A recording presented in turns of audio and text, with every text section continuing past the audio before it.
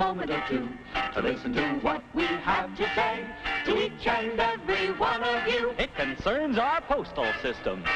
Our lifetime friends, as all of you know, they've never failed us through the years, through driving rain, sleet or snow. But now they've got a problem.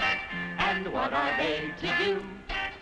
The answer, my friend, is very simple. It's up to you to see them through.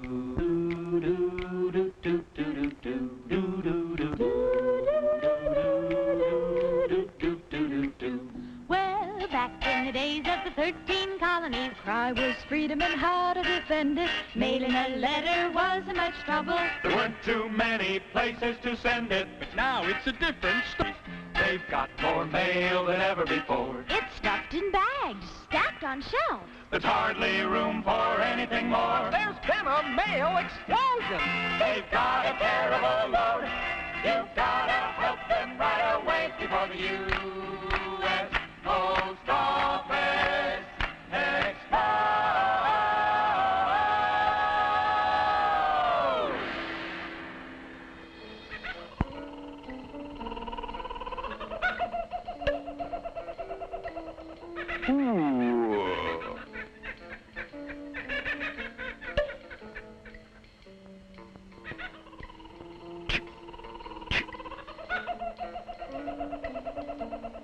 It wasn't so long ago that communication was a simple act. But the range of the human voice is limited. So, man's ingenuity found ways to bridge distance. He invented writing.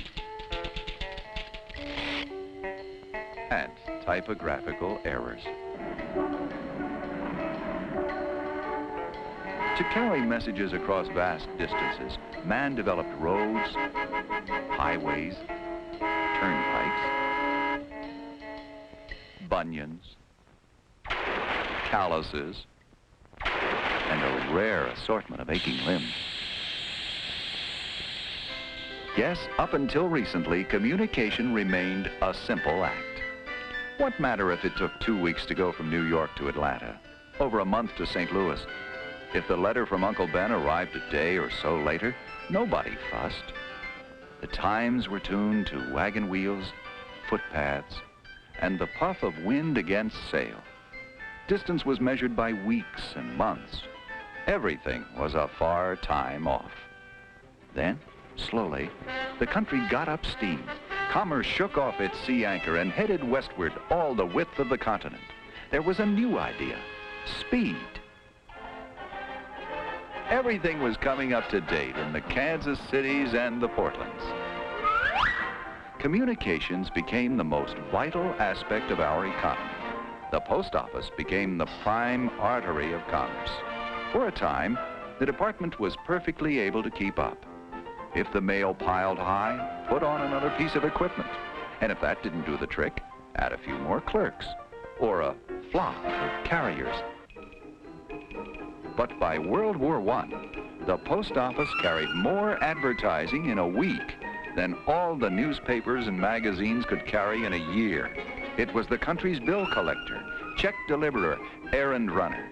The volume of mail delivered leaped to 20 billion. By 1948, it had doubled, 40 billion. This year, doubled again, nearly 80 billion pieces of mail. Literally, the post office stands to be swamped, overwhelmed, drowned in a sea of mail. Where do we go from here? Patchwork, piecemeal solutions based upon obsolete transportation routes will not work. The answer has to be as new as the challenge is new.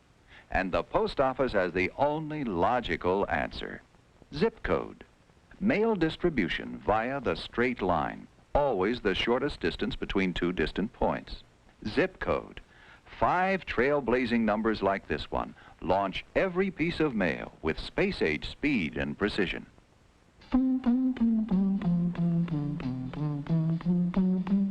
Now that's easy to say and it sounds just fine, but let's put this question right on the line. What is the zip code? A postal quirk? What does it do? How does it? If you'll lend an ear, we'll be glad to explain how the zip code eases your postal pain.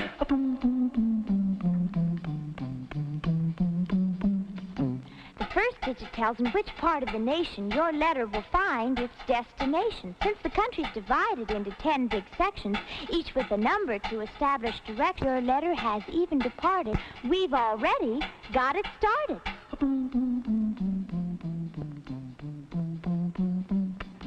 The next two digits go hand in hand to a major post office over land. Since each big section has town after town, We need these numbers to really narrow things down. We've got the section, we've got the city. Just two more numbers and we're sitting pretty.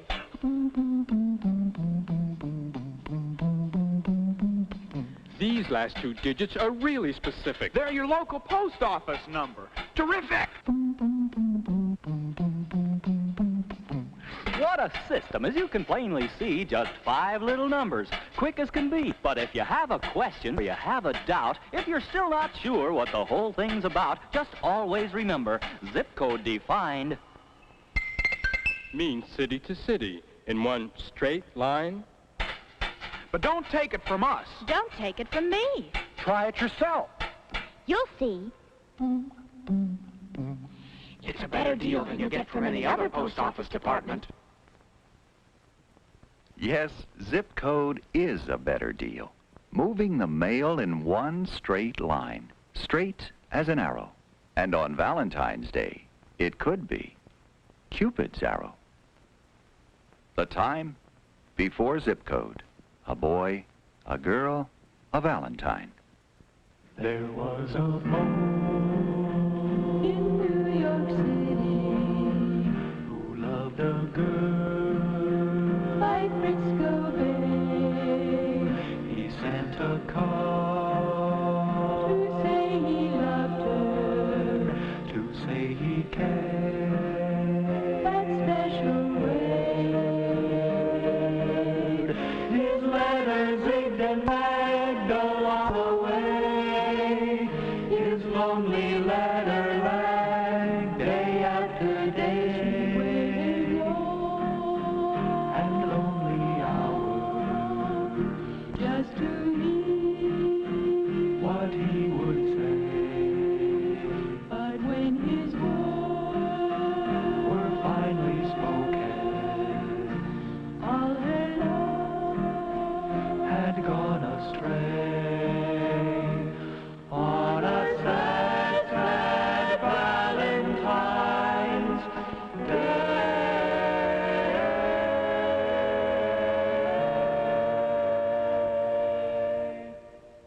And now, another Valentine, carefully zip-coded, here and here.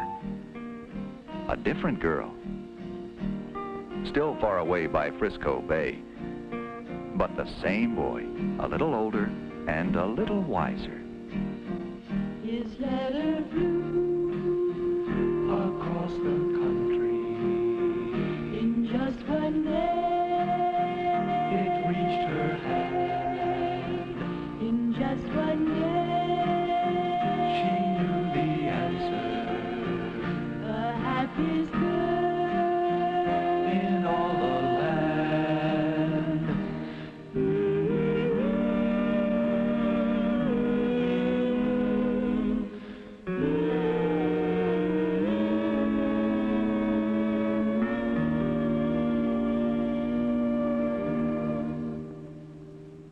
And those zip code numbers will help clear up 2 of the major problems that give the post office department fits. Seen? The dead letter office. Have you ever asked yourself this question? Why do postal clerks get indigestion? There are many reasons. I won't bother to list them. It's all the stamp glue we take into our systems. I guess that's as logical as a man could get. But that's not the reason for their stomach upset. It's from trying to read the American hand, illegibly written throughout the land. This letter will prove exactly what we've said. The name of the city simply can't be read. Oakdale. Oakfield. Oakhurst. Oak Park? Oakwood. Tuscaloosa. Tuscaloosa? Tuscaloosa? Now you see what we mean? If the writing's no good, this letter might as well be carved out of wood. And if you think bad handwriting is only hard on your eyes, just try this problem on for size. I got a letter here for somebody from Springfield. Springfield? I'm from Springfield, Massachusetts, and I'm telling you, pal, there's no place I'd rather be. I'm from Springfield, Pennsylvania, and there's been a mistake. This letter is apparently for me. I'm from Springfield, Arizona, and I want you to know I've been waiting for this letter since a weekend ago. Oh, what good does it do to send a letter my way when I'm from Springfield, USA? I have looked into this problem, and I'm telling you, boys, you're angry and you have a right to be. There are very many cities, identical names, and Springfield is not the least of these. There are 24 Springfields causing postal delays, and they're all abbreviated with a two-letter phrase. Oh, what good does it do to send a letter my way when I'm from Springfield, USA? There's a Springfield R and a Springfield O. A Springfield flaw and a Springfield bow. A Springfield ill and a Springfield id. A Springfield Kai and a Springfield Sid. There's a Springfield nib and a Springfield dog. There's a Springfield Nidge and a Springfield Pa. There's a Springfield or and 11 more if you really feel like keeping score. Oh, what good does it do to send a letter my way when I'm from Springfield, Massachusetts, Pennsylvania, Arizona, Springfield, USA? Zip code is bringing the mail explosion under control. It is as up-to-date as the computer, as timely as the fantastic zip code scanner, electronically reading zip codes and sorting the mail. It is a success. But to make zip code work, you must use it. Remember, you can put zip in your postal system. The Postmaster General of the United States, the Honorable Lawrence F. O'Brien. One way we can measure the success of our zip code program is by the number of foreign countries who send us their postal specialists to study our system and to determine how much of it is adaptable for their own purposes. They come because of a simple fact. Zip code works. It works for the post office. It works for all who use the mails. Small business, bulk mailers, or private citizens. To get any zip code numbers you may need, including your own, just call your local post office. You heard what we said. Keep it all in your head. There's no better way. Use zip code every day. You know you gotta have a zip code on the envelope. A zip code so you won't just have to hope. A zip code morning, noon, and night, and everything will be alright. Well, you get faster service and a lower cost. Fewer mistakes, no time ever lost. A lot less handling along the way. No damage for you to pay. You know you gotta have a zip code. Yeah, you're on the envelope. A zip code, Yeah, so you won't just have to hope. A zip code, morning, noon, and night, and everything will be alright. Well, meet a fella called Mr. Zip. What he can do for you will really make you flip. So if you have any further postal demands, we're gonna leave you in his hands. You know you gotta have a zip code. Yeah, you gotta have a zip code. Yeah, you gotta have a zip code. And everything will be alright. And now, my friend, We'll say so long. We Hogan, Our zip code song. we've told you everything we know. It's up to you to make zip code go. You know you gotta have a zip code. Yeah, you gotta have a zip code. Yeah, you gotta have a zip code. Yeah, and everything will